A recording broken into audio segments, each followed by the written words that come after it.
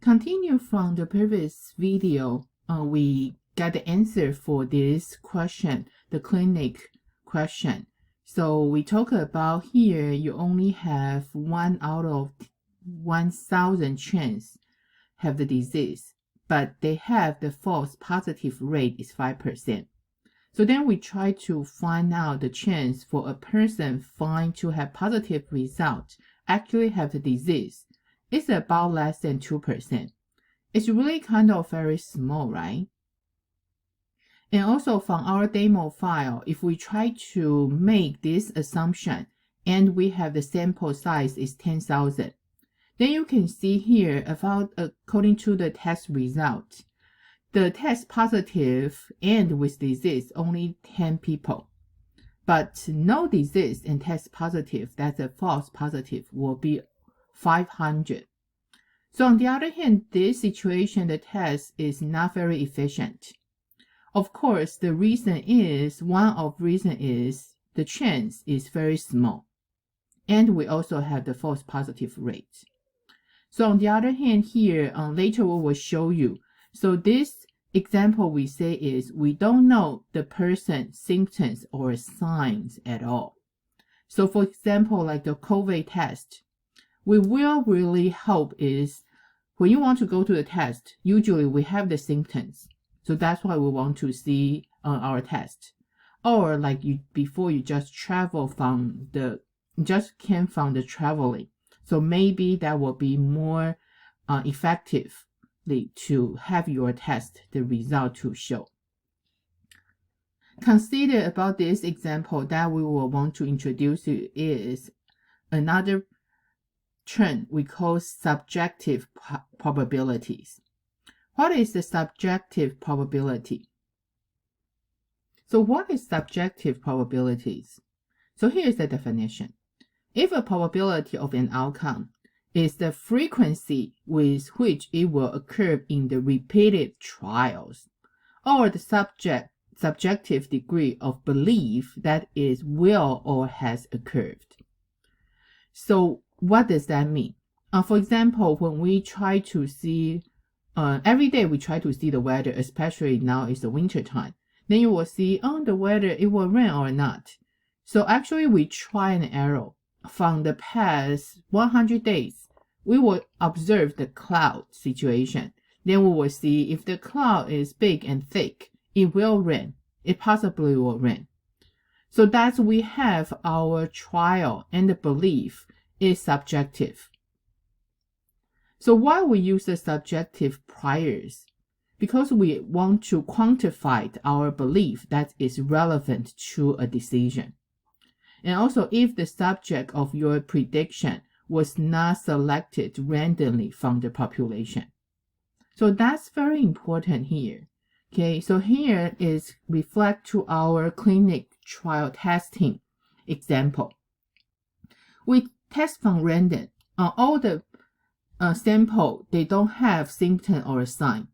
So then we have that to try to do the testing. And also the chance have that disease is kind of only 1 out of 10,000. 1 out of 1,000. It's very small. So then our result came out is a lot of positive testing results. People don't have that disease. So that's kind of wasting money and time. But if we have a better idea, from the symptoms, we know it's more possibility this patient have disease. Or because you went to see the doctor for some situation, or from the long travel, you think you may get the COVID. So you have the subject of your prediction. It's not selected randomly from the population. You do have more chance you get that disease. So then that will be a better situation. We want to do the test for that disease. So back to our clinic testing example. So remember earlier our question is the people don't have any symptom or sign. Okay, so now that's changed a little bit. It's our subjective opinion. So the prior probability that's past the person has disease, the percentage changed. Why? Because those people we will do the testing is the patient with symptoms or some sign. According to those symptoms and signs, doctor assume there will be a little higher chance, even just 10% chance with the disease. But compared to earlier, our question, we only have the 1 out of 1,000 chance. So then you see, because doctor think, according to your symptom or your sign, we think you have a higher chance to get a disease. So then, right, those patients, we go to have the testing. So then you can see the testing still, we have the true positive rate is 100%. Okay, we're still using that the same. And the false positive rate, we're still using the 5% and 95% for test negative without the disease. So we can see here, only your beginning percentage for the disease, the chance, the prior probability changed. So what happened? Okay, so we're back to our demo. Okay, so see here, that's a demo we changed. So the patient with symptoms or sign, so we'll just, doctor assume there is a 10% chance with the disease. Upon this situation, we will see for the percentage, the people test positive and with the disease, they will change a little bit. So we're still using the same formula, but here you will see because the chance to get that disease become 10%.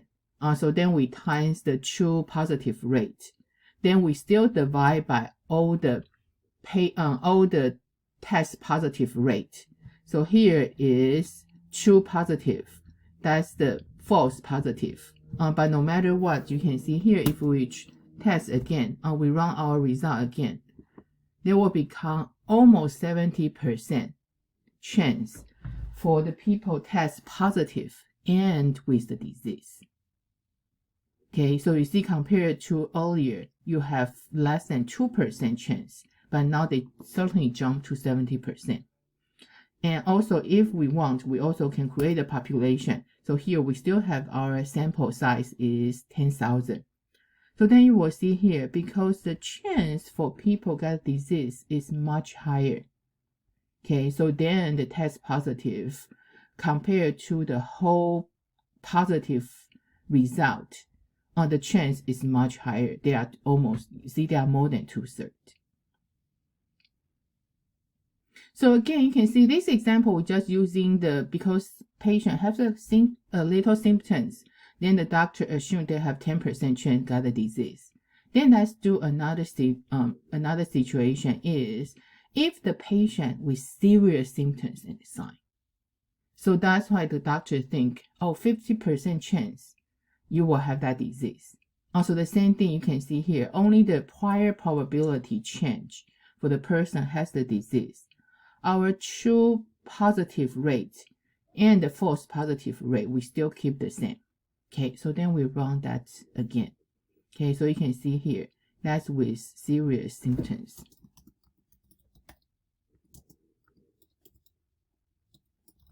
Okay, so then you can see here, then we just become 50% chance.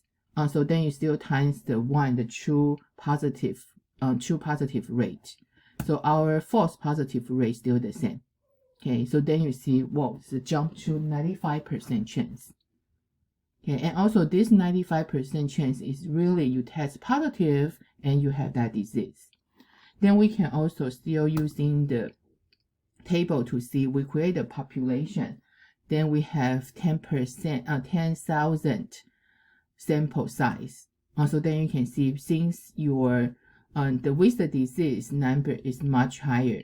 Okay, so even we still have our false test rate, but they become very small percentage. And our true positive rate.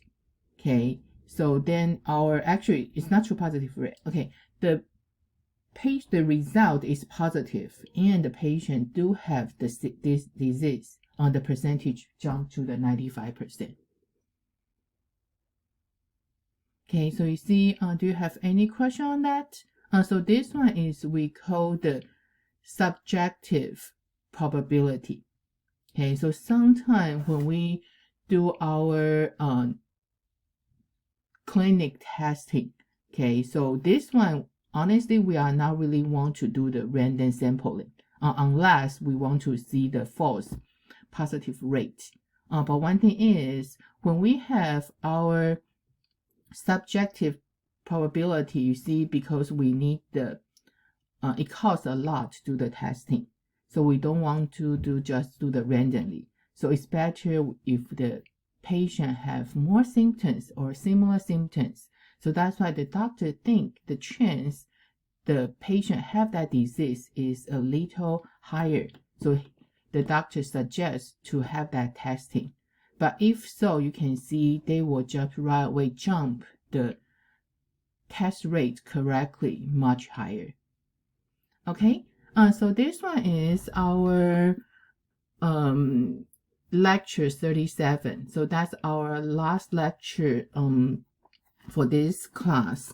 So for our final exam, we will be comprehensive from module 1 to module 15. By module 15, like we say, module 15 will be your final project, your last project.